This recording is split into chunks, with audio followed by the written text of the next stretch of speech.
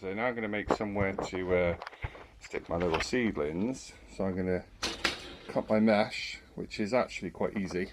I'll show you the next one. So that's one that's already been done, obviously. So nice and flat, just a bit of mesh from the garden that I'm not using. So what we're going to do, well, it's dead simple. So I've got one of these, which has come from an old sort of plastic planting system that broke. You can see it bends over, doesn't it? So what I'm doing is I'm cutting all the bits off.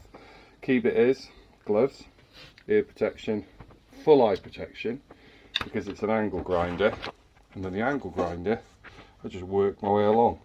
So cut my way along, I'm going to do all of these, and then I'll show you what I'm doing. But basically the seeds are going in here. I'm going to build a wooden frame, and it's going to hang from the roof of the polytunnel. So just a little bit of grinding to do, but I've got to be really careful. Okay, so you can see now I'm lining up my frames here, so I need to leave enough at the end so that I can staple on. So I'm doing the longer parts first, and we'll see where we're at. And you can see originally that would have been too short, so I'm going to make it a bit longer. So the idea is I will cut across here, and I'm going to strip it into two, and that'll be plenty. I've got my little friend here to help me with a roller. That's very useful. But the chop saw just makes it so easy. I can just move it around on my own and get cutting, not a problem. So I'm going to cut all these bits down, and I'm going to rip this, and then we're good to go. We'll get some screws in and staple it up. Okay, so I've ripped the frames down. You can see each piece that was like so has been halved on the rip saw. So good little blade this. This is my Nordic blade, super sharp. So I just set it, did the old trick of put the wood in, make a mark, turn it over. So it halved it really simply. So all my frames now will just screw together really nicely. So it's just a couple of screws in, and then we're going to staple on our metal. But I've got the smaller ones here, and they're the mid pieces, and they're my bigger ones. So I'm going to have to make sure I don't get confused, otherwise I'll think I've done very wrongly. So I'll show you one example in a second. Okay, so my top tip for framing these guys up is these are 45mm screws. Show you how far they go in. So that's a good distance, isn't it, in? And it's like about half and half. And then what I do is I pre-drill here, otherwise this will split, guaranteed split. And here, so I just hold my triangle up, my set square, I hold it nice and tight, I pull everything together, get the screw in a little bit, and then finish it off, and it will all come out nicely square. So that's one frame sort of sorted out. So I'm going to put my mesh on. Okay, so if you've not used one of these nail guns before, they're pretty effective, pretty efficient. So you can see here, kind of broken this one up actually, it tends to break up, but look, you can see how long these are. So these are, compared to the wood, pretty long. So you can have nails or staples. So there's my little test one. They do a really good job. So the nail gun itself, that just goes over the top. You've got to be really careful. Probably can't see where you staple in. You just literally staple it in. I'll show you this one. So now that's really strong. That's going to go nowhere. Because this is thin, I'm going to put my cross piece in now. Now I know where to put it. I'm going to put it in, say, here. And then I'm just going to put a couple more in. And that's perfect. That's ready to go then. Perfect little shelf. So I'm going to got 4 more of these to do, 2 more of the others, and then we are done with the shelving. Okay, so I'm feeling quite pleased with myself now. I've got 2 of the large ones, 4 of the little ones, so I've just got to now sort out how I'm going to string it up. I think literally I'm just going to go for like an up and over, and then it's easy to balance basically. So keep it really simple, do something on the ends with a bit of string. It's just picking the right string. I'm going to probably, don't know, I'll have to see what I'm going to do. So join me in a minute. Okay, so I'm ready to fix my shelves up. So I've screwed in a little hook.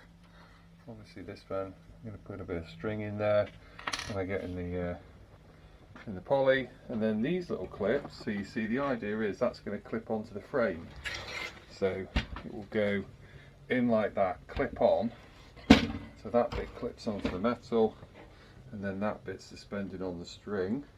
And then the cool bit is, of course, you can then move it around, or you can let it fall and go flat like that when you don't need it anymore and it's out the way. So let's go in the poly. We'll get these fitted, but they're really simple, these little clips, just the job, I think. Okay, so that's my first shelf hanging. So it's so simple. So a little bit of string knotted. This is butcher's twine. It's really thick stuff, so it's not just standard string. So a decent bit of string. It's got a bit of wax on it actually.